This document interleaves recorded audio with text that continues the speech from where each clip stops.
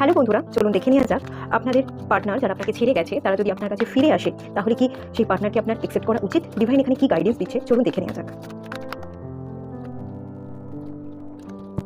এখানে divine energy বলছে আপনার মনের মানুষ কিন্তু আপনার কাছে ফিরবে। সে তার ভুল বুঝতে পারবে এবং আপনার কাছে এসে সরিও বলবে, ক্ষমা চাইবে। তবে সে এই মুহূর্তে কিছু সিচুয়েশনের মধ্যে ফেসে আছে, তার আসতে কিছুটা সময় লাগবে। সে আপনার কাছে এক প্রকার ফিরছে, কিন্তু সেই ফেরাটা কিছুটা সময় সাপেক্ষ, তার ফিরতে টাইম লাগবে। সে আপনাকে কিন্তু খানিকটা দূর থেকে ওয়েট করতে বলছে বলে আমি এখান থেকে ফিল করতে পারছি। আর ডিভাইন এখানে বলছে আপনাকে যে গাইডেন্স দিচ্ছে সেটা হচ্ছে আপনি কারোর জন্য সত্যিই কি অপেক্ষা করবেন, নাকি আপনি নিজের জীবনে নিজেকে নিয়ে এগিয়ে যাবেন, নিজেকে হিল করবেন, নিজেকে সেলফ লাভ করবেন, সেটা সম্পূর্ণ আপনার উপর ডিপেন্ড করছে।